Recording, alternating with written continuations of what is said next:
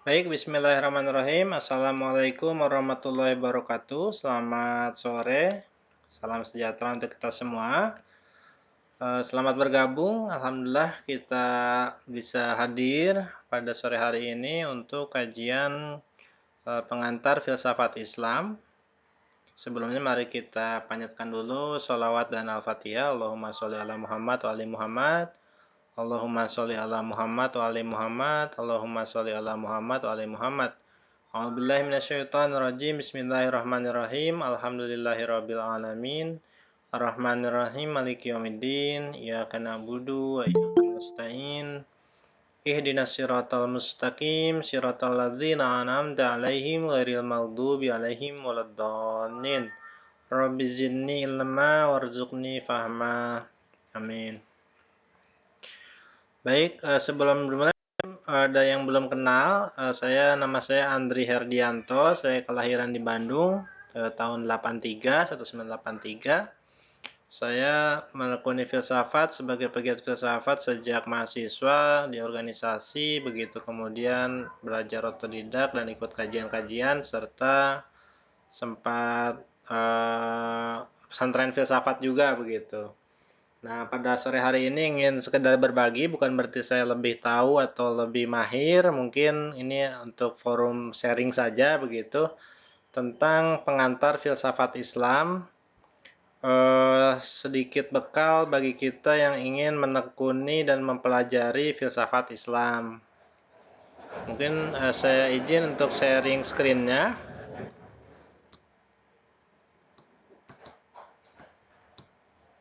Untuk memperlihatkan slide presentasinya.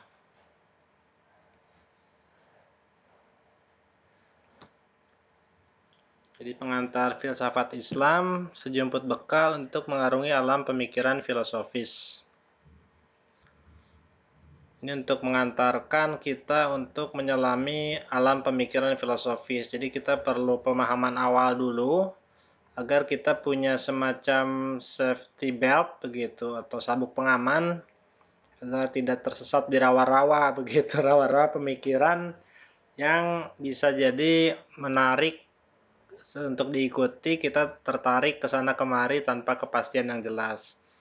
Karena filsafat itu adalah jembatan untuk mencapai keyakinan, dia bisa jadi mengantarkan kepada keraguan-keraguan, sesuatu yang pada awalnya itu sederhana dan mudah untuk kita yakini begitu saja, karena kita hanya melihat permukaan. Tapi ketika kita telusuri lebih jeluk, lebih lanjut begitu, mungkin akan menciptakan keraguan-keraguan. Nah, keraguan-keraguan ini memerlukan alat supaya kita tidak terus-menerus di dalam jembatan begitu. Maksudnya keraguan itu kan jembatan untuk mencapai keyakinan yang lebih tinggi. Jadi keyakinan yang di awal itu keyakinan biasa tanpa kita ketahui pasti, kita hanya yakin begitu saja. Kemudian itu kita gali, kita ragukan untuk mencapai keyakinan yang lebih tinggi daripada keyakinan sebelumnya. Nah, yang penting kita jangan sampai berhenti atau diam di jembatan itu gitu. Kita harus sampai ke stasiun-stasiun keyakinan-keyakinan, tidak berdiam diri dalam keraguan. Nah, jadi filsafat itu adalah sebuah keniscayaan. Mengapa demikian? Karena manusia itu memiliki pertanyaan-pertanyaan mendasar dalam hidupnya.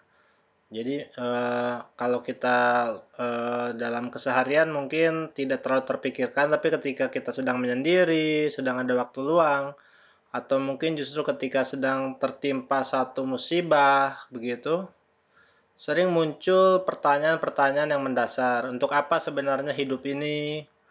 Mengapa saya diciptakan? Dari mana saya berasal? Hendak kemana saya menuju? Ini adalah pertanyaan-pertanyaan mendasar yang meniscayakan kita untuk berpikir secara filosofis. Artinya filosofis itu tidak sekedar pemikiran praktis di ranah keseharian saja begitu.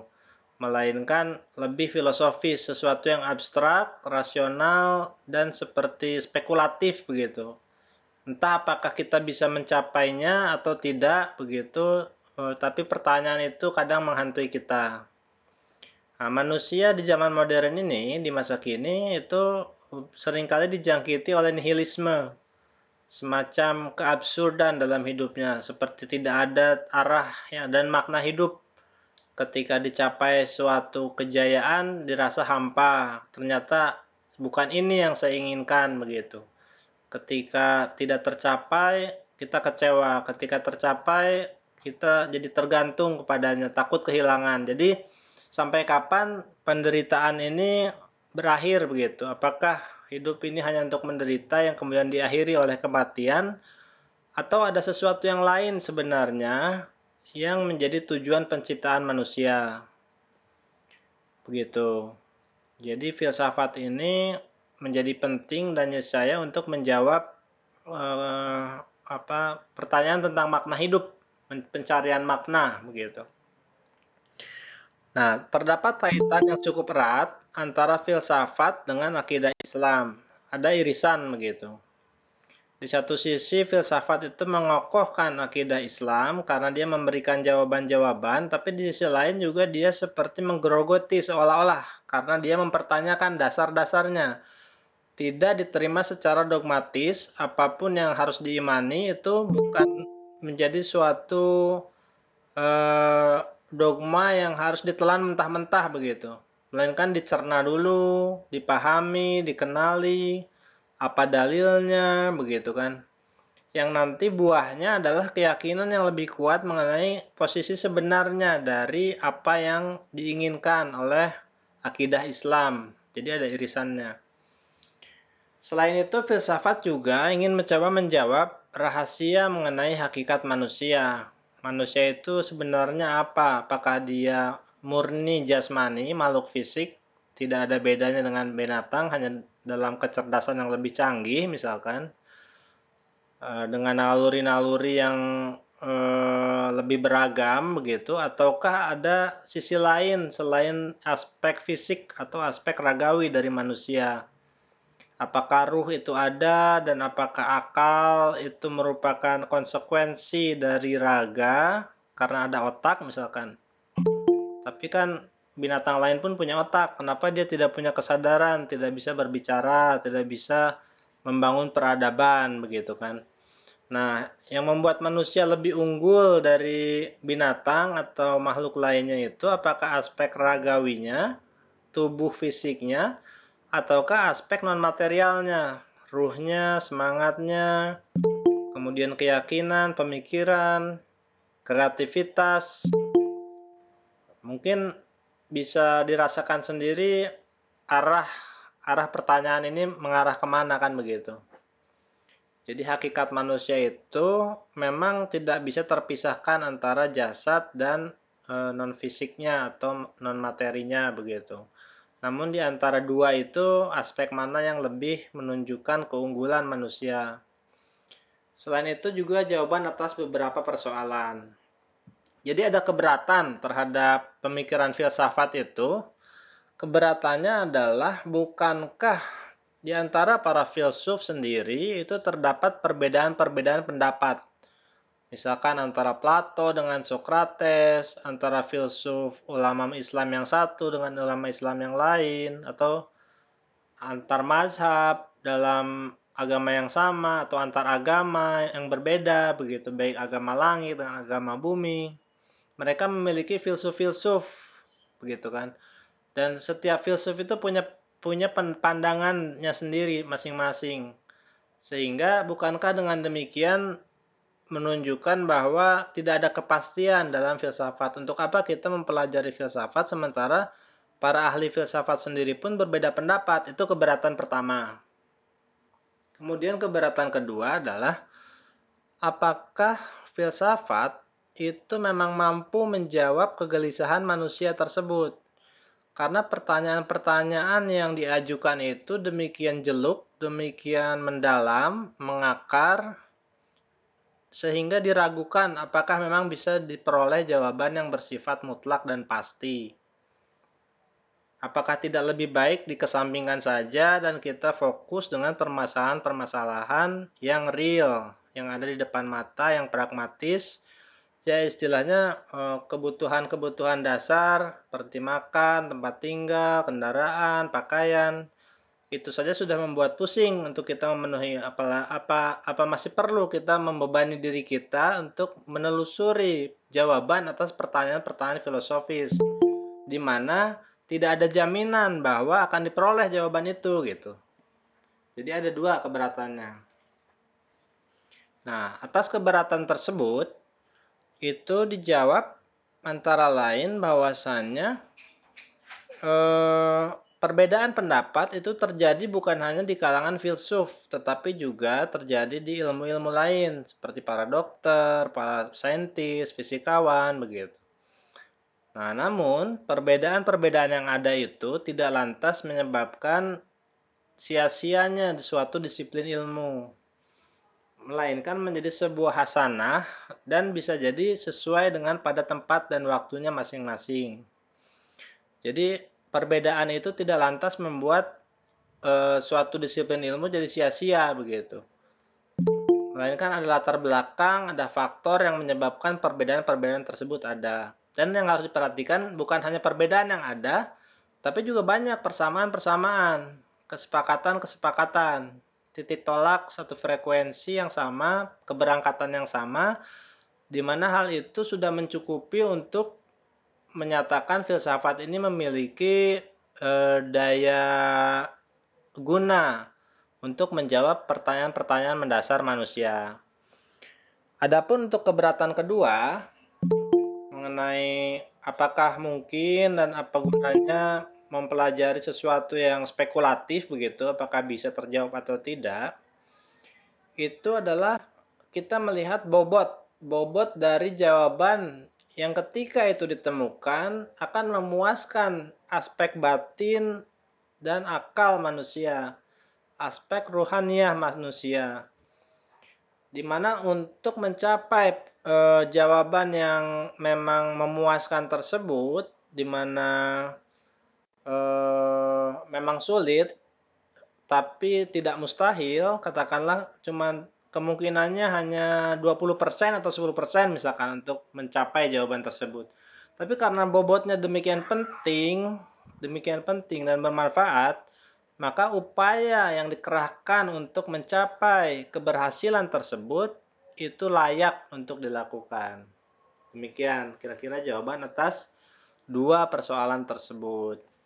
Jadi filsafat itu sebuah keniscayaan di masa kini guna menjawab tantangan nihilisme yang menjamur dan menghinggapi masyarakat modern.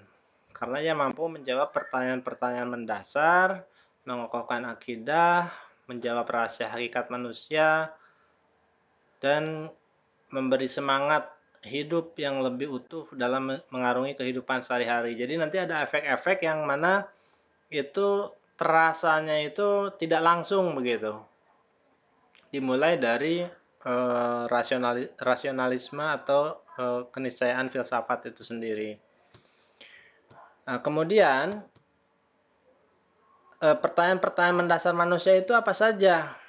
Ada banyak mungkin ya, tapi kalau kita sarikan atau kita peras gitu menjadi beberapa saja, kita poin-poin misalkan. Itu pertanyaan misalkan dari mana kita berasal? Apakah kita berasal dari ketiadaan? Apakah kita berasal dari sesuatu yang tidak ada, kemudian menjadi ada? Kemudian nanti kita akan kemana menuju setelah kematian? Apakah mati kemudian selesai semuanya? Kalaupun selesai, kemudian selama hidup ini apa yang mesti kita lakukan? Kalau ternyata nanti ada kehidupan lagi, apa yang mempengaruhi kehidupan tersebut selama kita masih hidup saat ini? Intinya apa sebenarnya tujuan kita hidup dan diciptakan? Apakah ada tugas spesifik tertentu? Begitu. Apakah kebahagiaan hakiki manusia itu di mana letaknya? Apa yang menjadi ciri kesempurnaan kita sebagai manusia? Misalkan kalau hewan tertentu itu dinilai dari kekuatan ototnya misalkan. Atau burung dari kemampuan berkicaunya. Kalau manusia itu kesempurnaannya dari sisi apa gitu kan. Kemudian bagaimana cara meraih kebahagiaan dan kesempurnaan tersebut. Ini adalah pertanyaan-pertanyaan mendasar dari setiap manusia yang penelusurannya itu memerlukan penelusuran rasional, begitu. Kita lanjutkan dulu. Jadi ada sebuah semacam peribahasa begitu. Manusia modern itu mampu mengetahui bagaimana kita masuk ke dasar laut dan bergerak seperti ikan. Ia juga mengetahui bagaimana caranya kita berada di angkasa dan terbang seperti burung. Namun sangat disayangkan manusia belum mengetahui bagaimana kita berjalan di muka bumi ini seperti manusia lainnya. Jadi kita temui kecanggihan teknologi itu bisa membuat kita mampu mengungguli spesies-spesies lainnya. Bisa menyelam lebih dalam dari ikan, terbang lebih tinggi dari burung. Namun untuk menjadi manusia seutuhnya, itu yang seperti hal yang misterius gitu. Itu tidak mengalami kemajuan, bahkan mungkin yang terjadi adalah kemunduran.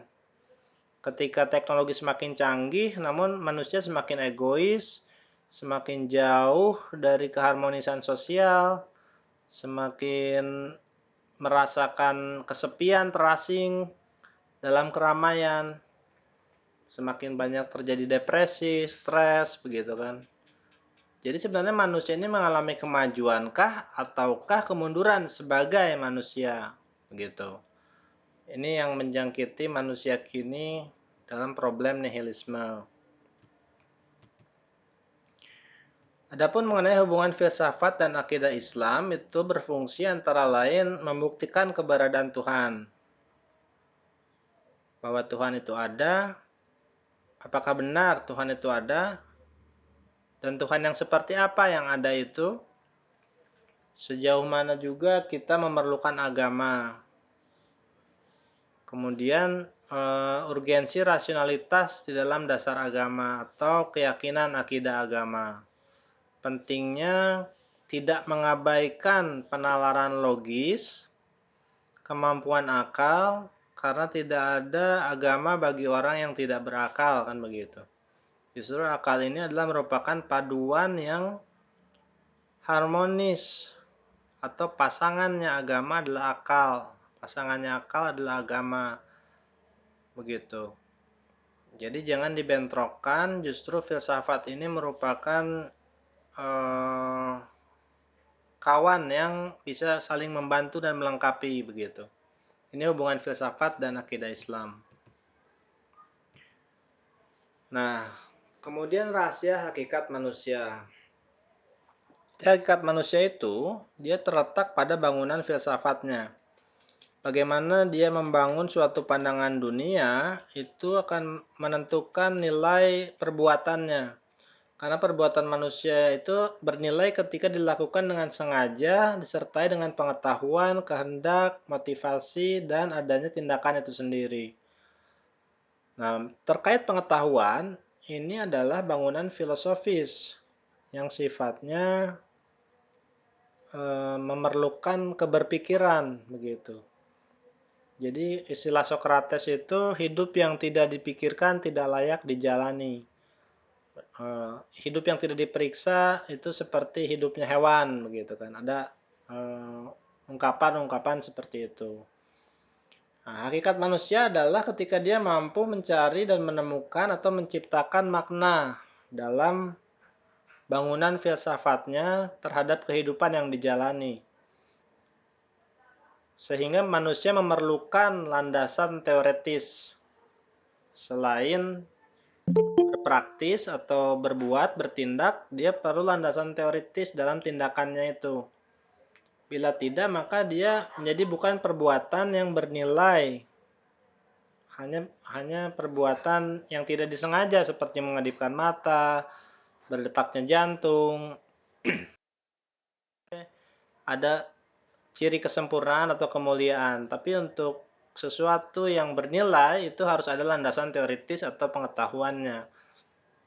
Begitu. Nah, ini tadi.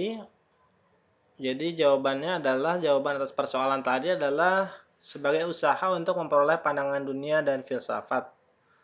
Jadi nilai filsafat itu karena bersifat tinggi, Sehingga upaya untuk mengerahkan upaya menjawab persoalan mendasar dalam diri manusia, dalam hidup manusia merupakan sesuatu yang layak untuk kita lakukan.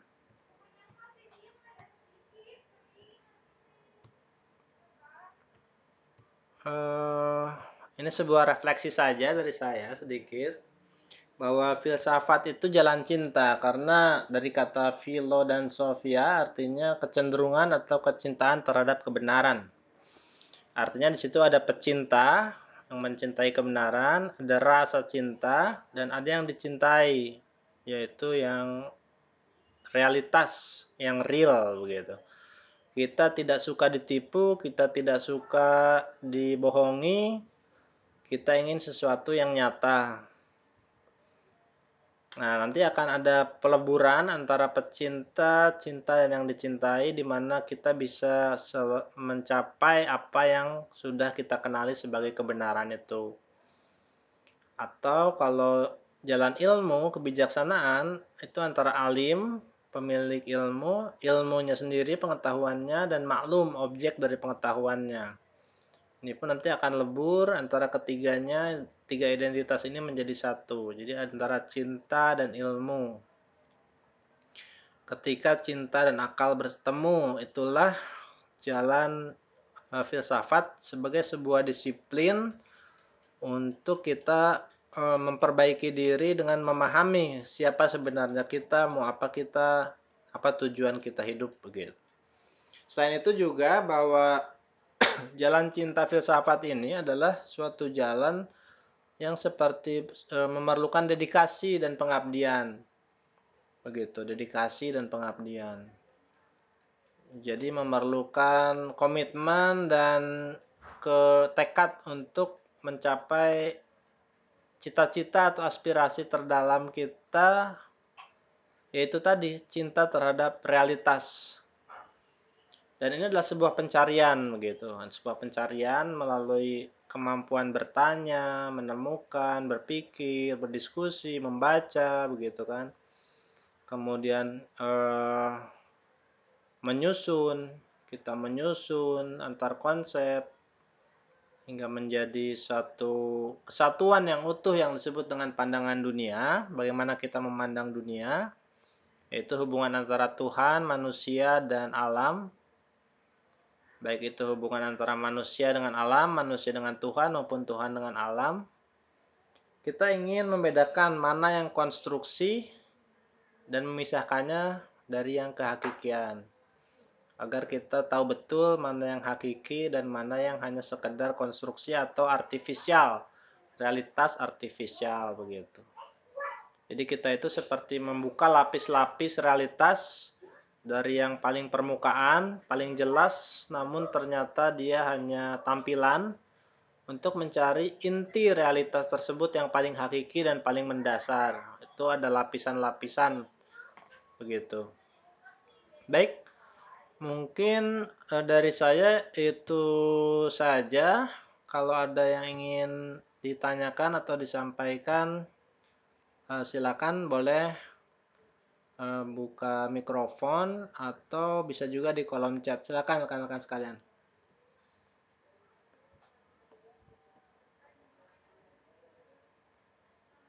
Saya lihat dulu kolom chatnya. Belum ada ya, belum ada yang ngirim chat. Boleh silakan disampaikan bila ada yang mungkin ada keberatan atau ada pandangan lain. Monggo. Baik, ini ada pertanyaan dari Pak Ahmad, berupa pertanyaan yang berbentuk pernyataan mungkin ya, begitu.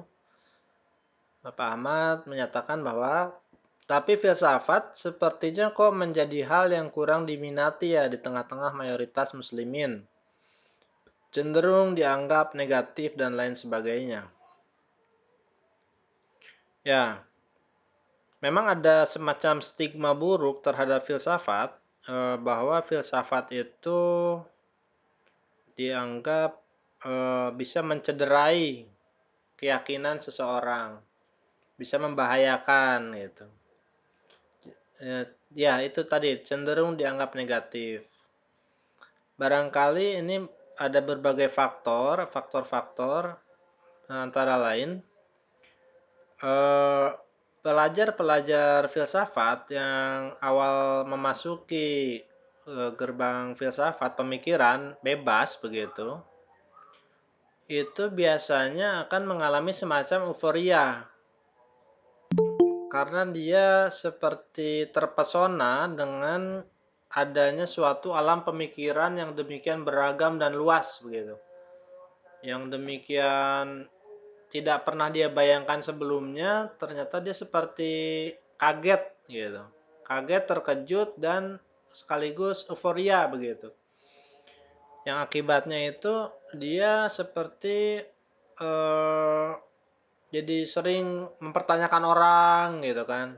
Ketika ada yang ini dia kritisi, ada pernyataan dikritisi semua. Ibarat anak kecil itu ketika baru bisa berbicara dan mulai berpikir, itu dia banyak bertanya kan pada orang tuanya. Ditanya, dijawab, nanya lagi. Tidak puas, tanya lagi. Tanya dari sisi lain lagi. Sampai kadang orang tua kewalahan begitu. Akhirnya disuruh, udah jangan banyak tanya, yang penting ikuti aja, nanti juga tahu gitu kan. Nah, jadi kecenderungan filosofis itu adalah kecenderungan bawaan sebetulnya manusia karena dia memiliki rasa keingintahuan dan kecerdasan untuk menguak, untuk bertanya itu. Mengapa begini, mengapa begitu, begitu. Jadi faktor lainnya adalah orang tuanya ini, kalau kita ibaratkan, atau katakanlah guru atau pemuka agama, itu merasa keberatan dengan pertanyaan-pertanyaan yang diajukan oleh umat ketika disodori filsafat, karena akan apa ya, jadi mengganggu stabilitas gitu. Seolah-olah mempertanyakan itu berarti menggugat begitu. Jadi ketika tidak puas, masih ada ketidaktahuan, kita bertanya, pertanyaan itu seperti gugatan, kritikan itu seperti pelecehan, penodaan begitu. Sehingga ini diredam dan akhirnya filsafat dipinggirkan secara umum, dianggap diharamkan begitu kan. Belajar logika itu haram, belajar filsafat itu zindik begitu. Bukan Islam, nah gitu. Jadi dan hal ini saya pikir terjadi bukan hanya di dalam ranah agama Islam saja, juga di agama-agama lain. Selain itu bukan hanya di agama, tapi juga ya itu tadi saya bilang, dalam keluarga, di ruang kelas, misalkan di sekolah atau di perkuliahan. Ketika ada mahasiswa atau ada siswa yang kritis bertanya, itu pasti dirasa sebagai sebuah gangguan terhadap stabilitas begitu. Jadinya ada faktor-faktor itu, ada faktor si pembelajarnya sendiri yang euforia, ada juga faktor dari penguasa yang merasa terganggu kekuasaannya begitu. Nah, jadi muncullah stigma negatif seperti itu. Dan hal ini sebenarnya apabila kita cermati merupakan sebuah efek samping dari kegiatan berfilsafat itu sendiri. Jadi ketika kita ketahui itu adalah di ranah diskursus begitu, itu sebenarnya merupakan sesuatu yang kondusif agar terciptanya argumentasi yang lebih kuat muncul begitu. Ketika kita adukan dua pendapat yang berbeda, kita akan bisa melihat nanti mana argumentasi yang lebih kuat gitu. Sehingga umat, masyarakat itu tidak mudah tertipu dengan jargon-jargon, dengan opini begitu, dengan pencitraan dari kaum elitnya begitu. Mungkin sementara itu dulu Pak Ahmad. Barangkali ada tanggapan Pak Ahmad. Izin bertanya Pak Kang Andri. Oh ya, silakan Mas Agus. Ada dua pertanyaan Kang Andri ya, yang sampai saat ini saya masih ini bertanya-tanya terus. Yang pertama itu kan keberadaan putih misalkan bergantung kepada kapas gitu kan, atau keberadaan sesuatu hal bergantung kepada apa yang disandarinya. Jadi eksistensinya itu bergantung gitu. Putih tidak akan eksis manakala tidak ada kapas atau tidak ada kertas.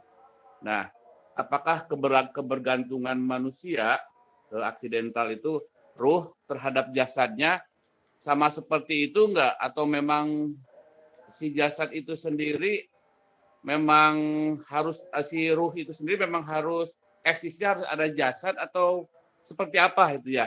Pertanyaannya itu yang pertama. Jadi eksistensi kita itu sebetulnya apa ruh saja atau ruh plus jasad gitu, Pak? Ya, soalnya kan ruh itu tidak akan pernah eksis mungkin tanpa jasad gitu, seperti halnya tadi putih tanpa kapas. Jadi sebetulnya eksistensi keberadaan kita itu apa tidak bisa dipisahkan atau memang padahal kan nanti di akhirat kita yang akan dipertanggungjawabkan kan ruhnya saja gitu kan, Pak ya? Baik, ya. Itu yang pertama. Yang kedua, manusia itu kan kalau memerlukan sesuatu maka dia menciptakan kan. Butuh alat tulis dia menciptakan pensil, butuh untuk menulis dia ciptakan meja, butuh kendaraan dia ciptakan mobil. Nah, kita diciptakan oleh Allah gitu. Apakah dengan analogi seperti itu keberadaan Allah itu memang butuh kita atau seperti apa? Padahal kan Allah tidak bergantung kepada kita. Apakah analogi saya itu cara berpikirnya salah atau bagaimana? Itu Kang Andri, dua pertanyaan itu. Baik, terima kasih Mas Agus pertanyaannya. Jadi untuk pertanyaan pertama tentang kebergantungan putih terhadap kapas atau terhadap tembok, terhadap kertas kan begitu. Tidak mungkin putih itu berdiri sendiri ada di realitas tanpa bersandar kepada substansi kan gitu, aksiden itu. Iya, betul. Nah, kemudian bagaimana dengan ruh? Bukankah ruh itu sebagaimana putih bergantung kepada kapas, ruh juga bergantung kepada jasad. Dia nggak bisa muncul sendirian begitu kan, kayak ruh gentayangan gitu ya, kayak ruh penasaran gitu. Dia perlu ada jasad. Nah, ketika dinyatakan misalkan bahwa yang lebih unggul atau yang lebih hakiki dari manusia itu adalah ruhnya, bukankah justru ruh itu bergantung kepada jasad kan gitu pertanyaannya Pak Gus. Sehingga ketika nanti kita mati atau wafat, meninggal, Ya. berarti ruh juga hilang gitu kan, karena dia membutuhkan jasad untuk eksis di realitas. Nah, ada yang saya terpikir begini Pak Gus. Jadi ruh itu memang sifat ruh adalah dia itu memerlukan aktivitasnya itu memerlukan jasad kan begitu. Untuk mendengar dia perlu telinga, untuk melihat dia perlu mata. Namun substansinya sendiri itu adalah non materi begitu. Substansinya. Jadi dia bukan seperti putih, karena putih itu oksiden, sementara kalau ruh itu substansi. Jadi substansi itu kan ada 5. Substansi ada benda, ada bentuk, ada bahan, ada jiwa, dan ada akal. Nah, jiwa ini kan ruh ya, begitu. Kita sederhanakan begitu bahwa jiwa ini ruh. Jadi substansi jiwa atau substansi ruh itu bukan aksiden seperti putih terhadap kertas, tapi dia adalah keberadaan sendiri, substansi tersendiri begitu. Nah, adapun nanti ketika di akhirat itu ada pendapat filsuf Muslim yang menyatakan bahwa jadi ketika dibangkitkan itu adalah dengan jasad barzahi begitu. Atau istilahnya itu adalah tubuh imajinal. Jadi seperti kita mimpi, dalam mimpi itu kan kita melihat tubuh kita, melihat tubuh orang lain begitu, tapi bukan tubuh fisik begitu. Jadi tetap ruh itu memerlukan tubuh, tapi tubuhnya bukan tubuh fisik lagi. Tapi mungkin ya, karena saya belum pernah bisa menerawang begitu. Ada yang berpendapat bahwa tubuh ini juga ada lapisan-lapisan. Ada tubuh fisik, ada tubuh batin begitu. Selama kita hidup sekarang, bukan hanya setelah mati gitu.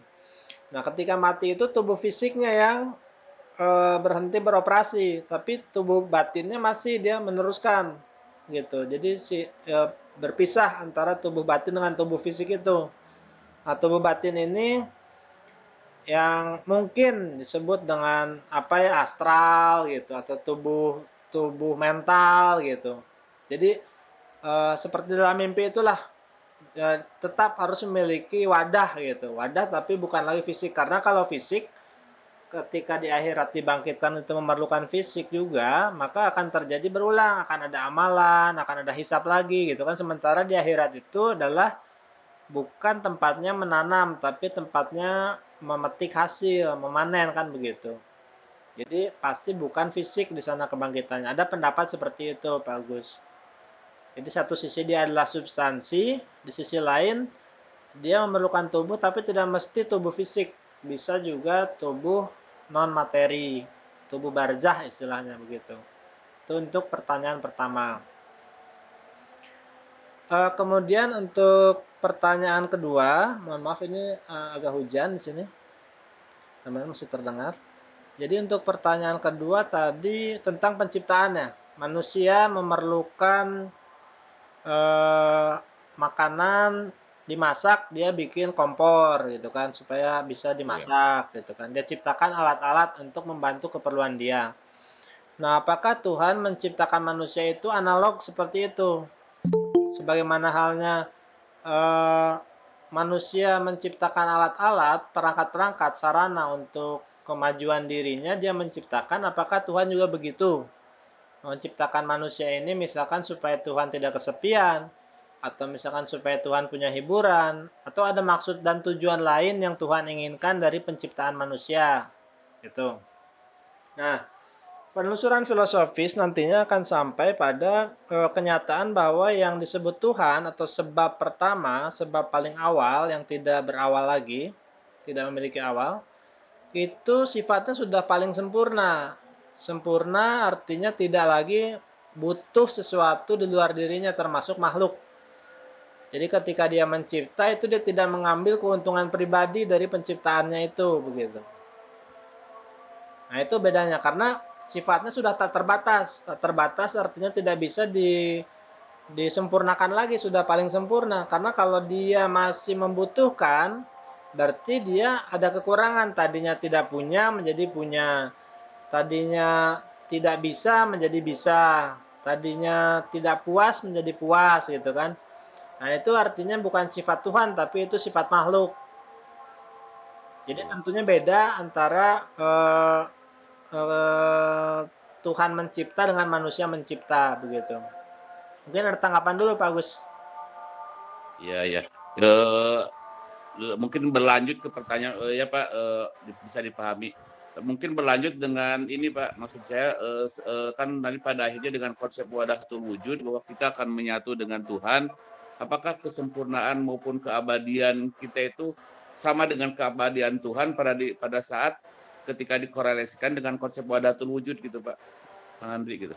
Gimana? Baik.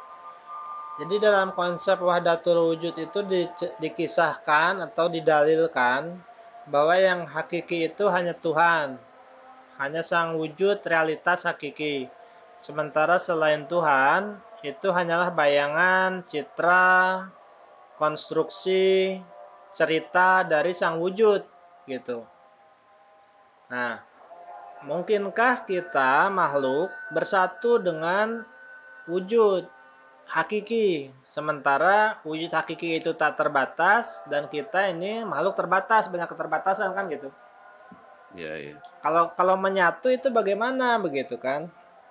Iya, iya. Jadi sebenarnya bukan menyatu, tapi memang hakikatnya itu kita bukan tidak pernah wujud secara hakiki begitu. Kita hanyalah konstruksi, citra. Dan dia, Tuhan, sebagai yang maha sempurna, telah selalu bersama segala ciptaannya itu, atau bersama segala manifestasinya itu. Jadi dia tidak pernah terpisah dari dirinya sendiri dan akibat-akibatnya gitu. Itu dari sisi, kita melihat dari sisi sebab ya. Nah, biasanya kita melihat dari sisi kita kan, kita sebagai makhluk yang membutuhkan, yang memiliki keinginan gitu kan. Terus kita abadi gitu kan. Nah, abadinya kita itu ditopang oleh keabadian Tuhan, sementara Tuhan abadi karena dirinya sendiri. Itu perbedaannya. Jadi ada yang abadi itu karena ditopang, karena Tuhan yang mengabadikannya, jadi tetap bersandar kepada Tuhan, sementara Tuhan tidak membutuhkan sandaran untuk keabadiannya, begitu. Jadi sesungguhnya pada secara makom, kalau secara waktu sama-sama abadi ya, tidak berakhir gitu kan. Tapi secara makom derajat kita itu terbatas, artinya berakhir, tidak abadi, karena ada satu derajat di mana Tuhan itu sendirian saja menyaksikan dirinya sendiri, tidak ada selain Dia. Nah, di derajat itu kita tidak ada, artinya kita tidak abadi sebetulnya gitu, secara urut-urutan derajat begitu. Mungkin secara waktu ketika non materi berarti lepas dari ruang dan waktu, sehingga tidak ada lagi kapan, sejak, sebelum, setelah, itu sudah tidak ada gitu kan. Tapi secara derajat kita itu tidak abadi karena kita membutuhkan sandaran, bersandar kepada yang tidak memerlukan sandaran lagi, begitu Pak Agus. Baik Pak, siap. Terima kasih Kang Andri, terima kasih. Siap Pak Agus, sama-sama.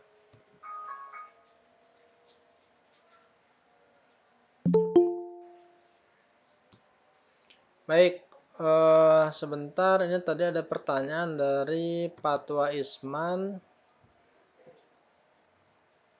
Teori filsafat Islam, Bang. Kebenaran seperti apa yang bisa ditempuh melalui filsafat terhadap konsep teologi? Bagaimana memposisikan nalar kritis kita terhadap sesuatu yang dogmatis dari agama? Kebenaran seperti apa yang bisa ditempuh melalui filsafat terhadap konsep teologi? Baik. Jadi filsafat itu menyusun konsep-konsepnya itu nantinya adalah menggunakan neraca.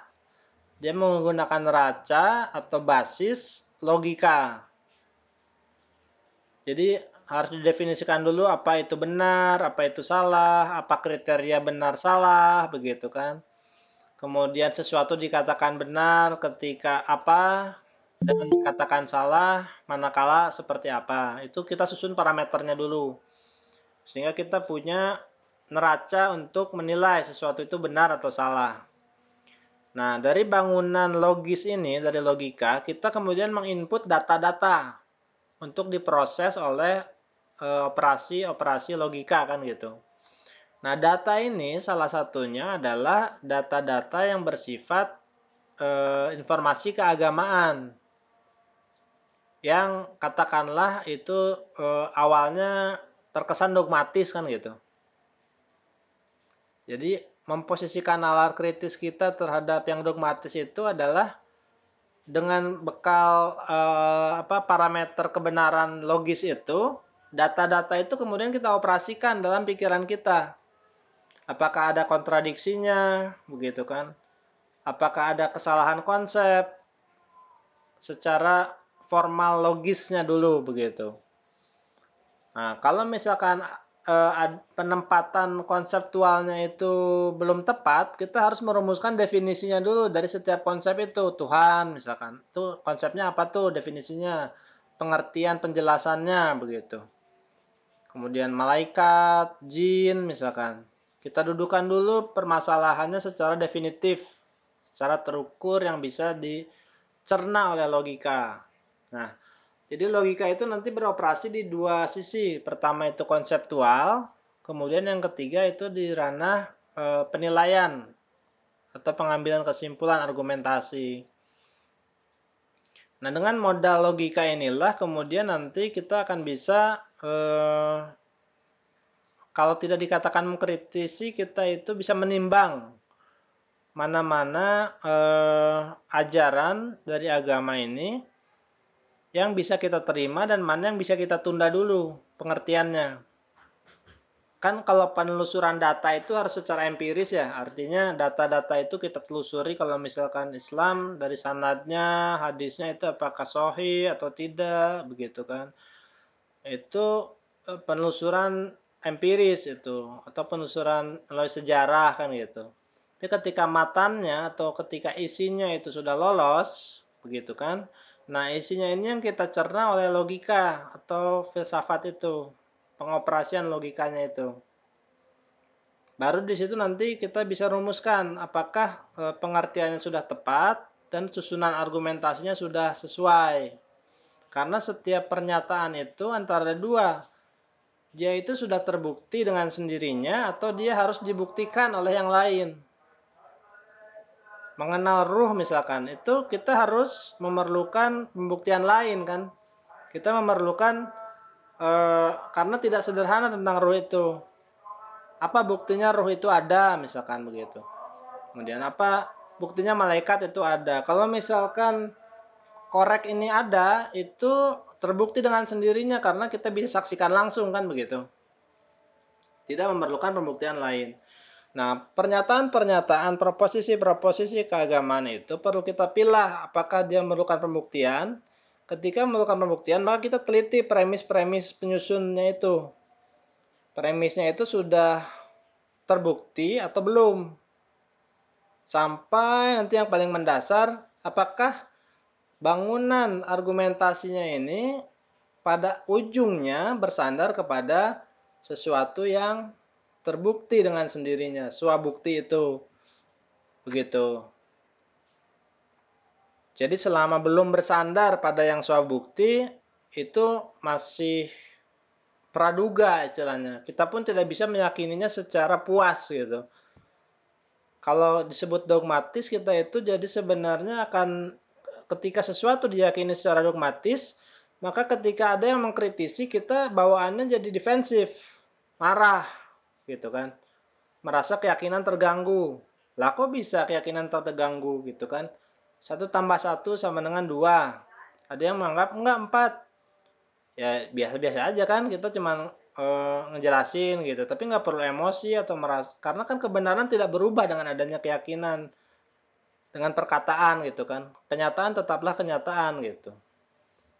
Nah, jadi ciri dogmatis itu ketika sebenarnya ada peluang keraguan yang ditutup oleh ketidaktahuan itu, kemudian kita takut keyakinan kita runtuh. Nah, itu dogmatis. Nah, ketika tidak dogmatis, maka kita tidak peduli dengan serangan-serangan pertanyaan kritis dari manapun, karena kita sudah tahu ini bersandar kepada landasan yang swabukti, terbukti dengan sendirinya. Jadi dia kokoh bangunannya itu begitu. Mungkin itu sedikit dulu tentang untuk fatwa Isman ya.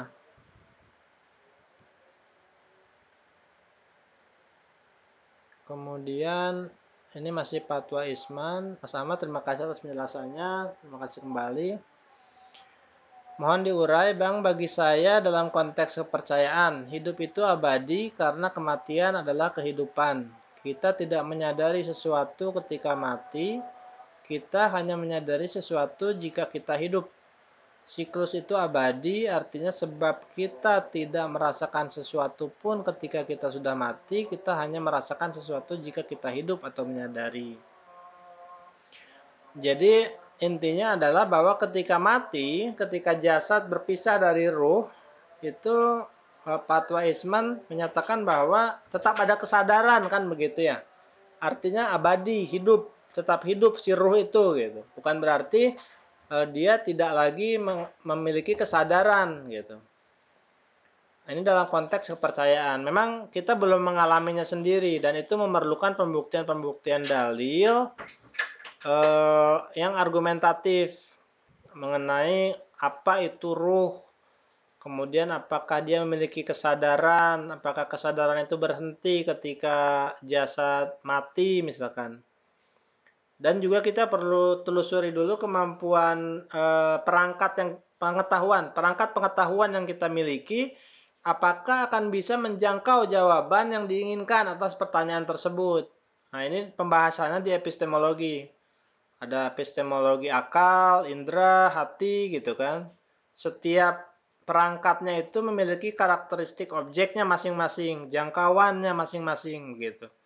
Nah, mengenai ruh ini, apakah dia bisa dijangkau oleh indera? ataukah oleh akal atau oleh hati misalkan. Atau mungkin ada alat lain yang perlu untuk menjangkaunya. Karena ketika kita salah menentukan alat, ya pasti nggak akan ketemu kan gitu. Ibaratnya kita ingin buka sekrup bukan pakai obeng tapi pakai palu gitu kan. Atau ingin memotong kue tapi pakai obeng misalkan. Kan jadi nggak nyambung antara perangkat dengan tujuan yang ingin dicapai gitu. Jadi dirumuskan dulu pertanyaannya secara baik-baik, kemudian direnungkan ini kira-kira bisa dijangkau dengan epistemologi yang mana, baru kita operasikan indera, hati maupun akal kita untuk menjawabnya. Karena ini tadi disebut oleh Pak Weisman dalam konteks kepercayaan, memang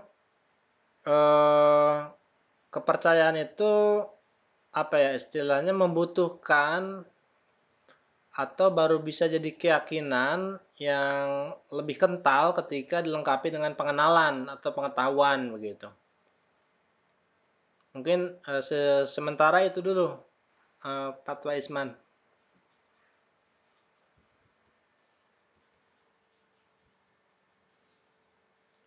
Baik, ada tanggapan dari Pak Tua? Baik, pengetahuan mendahului kepercayaan. Terima kasih. Ya sama-sama Pak Waisman, terima kasih juga. Baik, sekarang sudah pukul 18:10.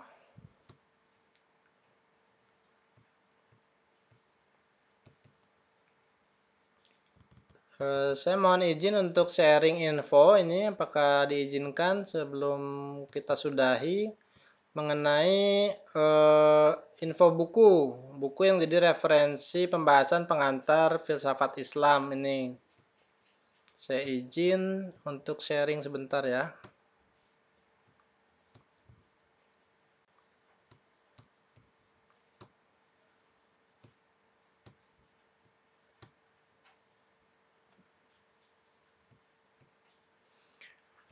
Baik, tunggu sejenak, nanti akan keluar presentasinya yang tentang buku rujukan.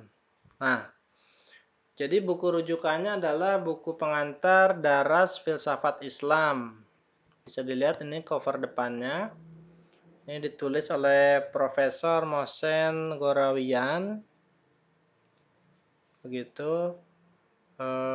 Ini ada pengantar dari penulisnya, Profesor Mohsen Gorawian. Jadi buku ini diperuntukkan sebagai pengantar bagi yang ingin memulai belajar filsafat Islam. Atau bisa dikatakan sebagai pengantar sebelum memasuki daras filsafat yang dirasa terlalu berat bagi pemula. Jadi ada buku lain yang ditulis oleh Takimis Bayasdi, itu beberapa pemula menganggap itu terlalu berat sehingga dibutuhkan semacam buku lain yang lebih ringkas, lebih sederhana. Sehingga buku ini lahir, buku pengantar ini.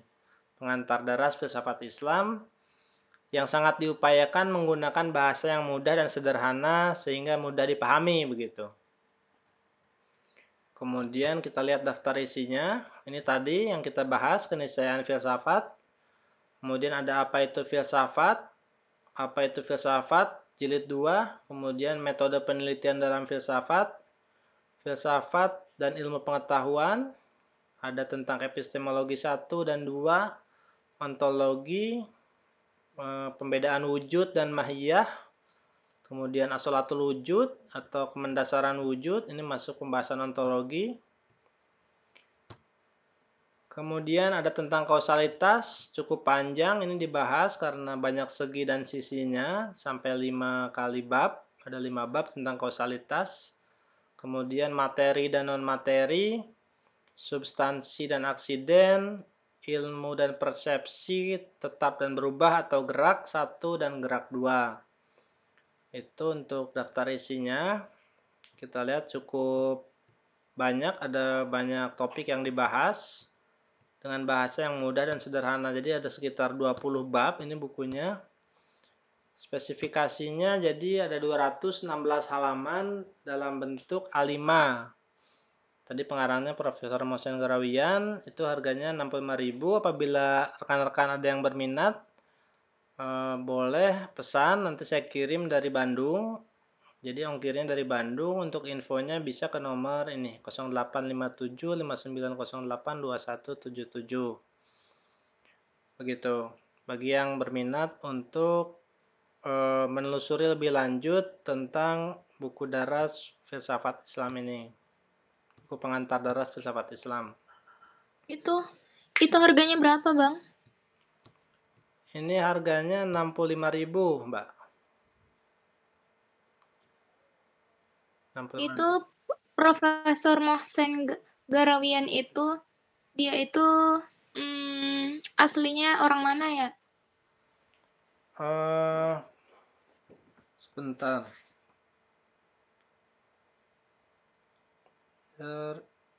Dari bahasa Persia ini, Mbak. Berarti itu buku dari Iran. Dari Kum, ya. Diterjemahkan dari bahasa Persia ke bahasa Indonesia. Dari Kum, Iran. Profesor Mohsen Garawian. Coba liatin ke Zoom ini, Bang. Arahin bukunya ke sini. Mau lihat? Sebentar. Saya stop sharing dulu ya. Berarti begini ya, kelihatan nggak ya? Oh, nggak kelihatan, ketutupan. Enggak, tuh, itu jadi kelihatan salju doang. Iya, ini kan ada. Nah, ini nih. Itu kertasnya putih. Ini kertasnya putih ya. Enggak kelihatan, nanti abang foto aja. Oke, nanti difoto di grup ya. Baik, mungkin itu dulu dari saya. Oh ya, nanti kalau ada yang mau pesan saya kirimkan ininya, linknya bisa diklik di kolom chat Google Meet. Ntar saya buka dulu.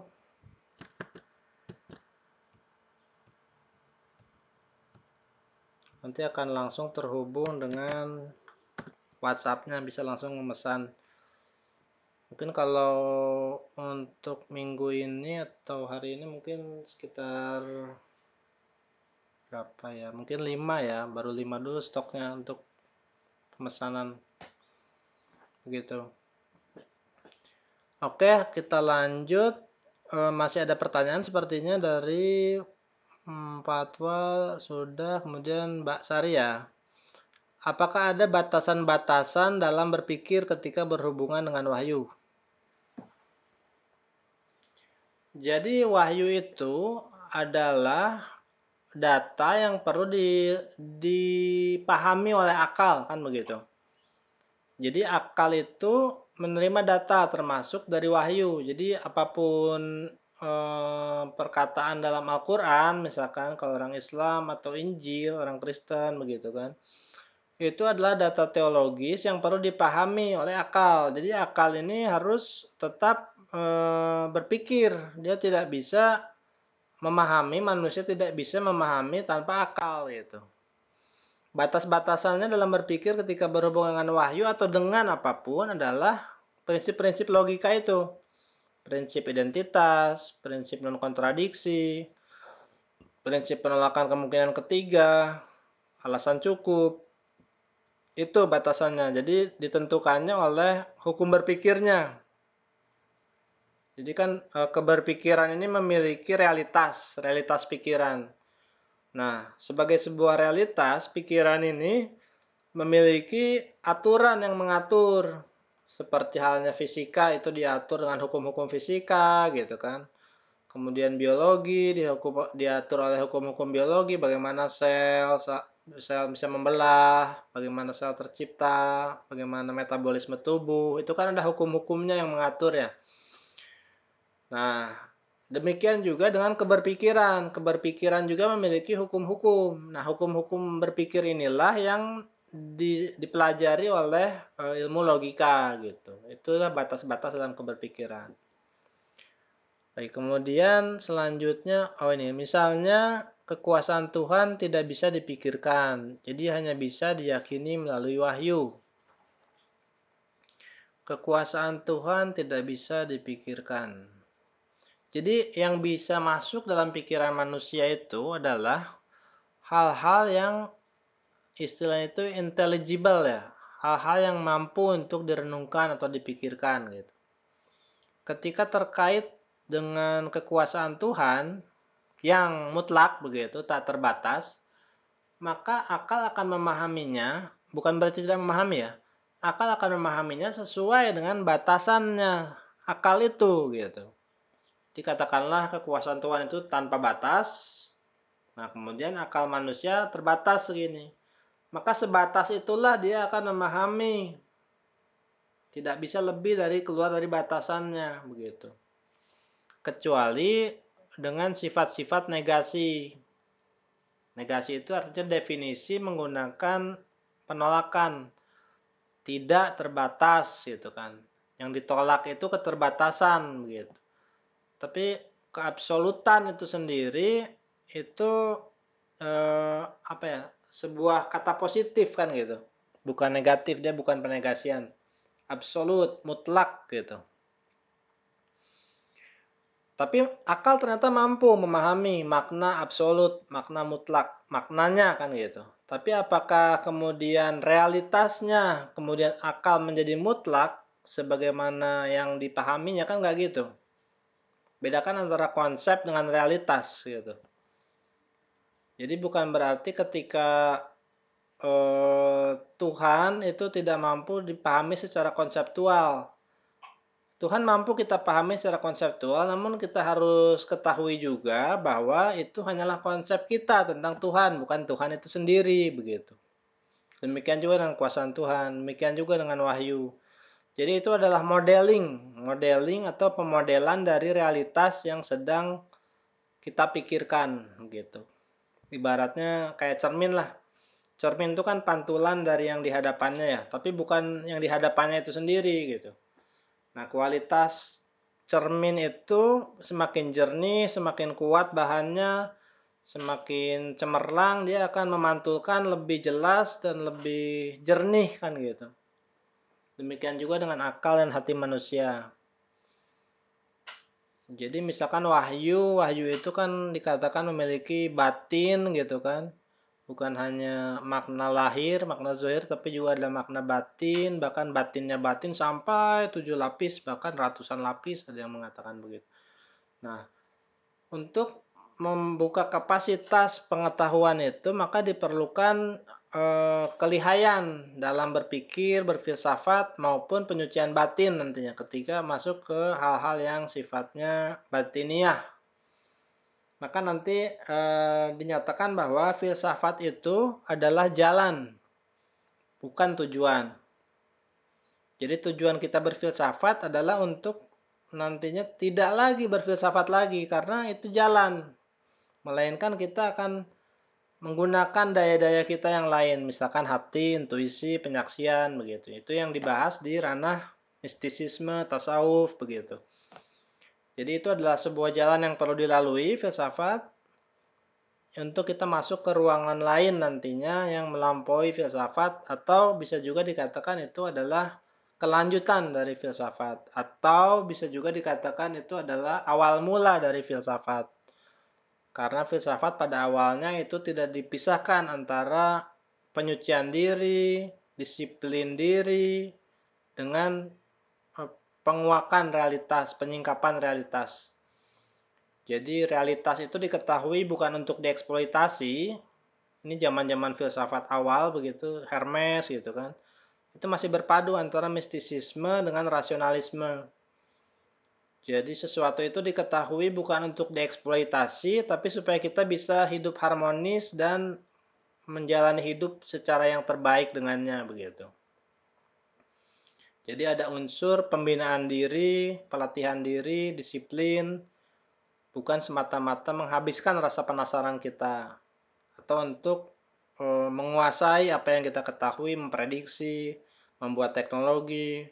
Itu sudah tidak lagi kembali ke awal filsafat itu begitu. Mungkin seperti itu Mbak Sari. Iya, terima kasih Bang. Baik, sama-sama. Baik, sudah hampir 6:30, mungkin saya izin cukupkan dulu rekan-rekan sekalian. Terima kasih semuanya yang sudah hadir dari awal sampai akhir. Pak Ahmad, Pak Agus, Pak Andi, Dewi Yunus. Oh, ada Bung Engki. Selamat bergabung. Terima kasih Bung Engki sudah bergabung dari awal.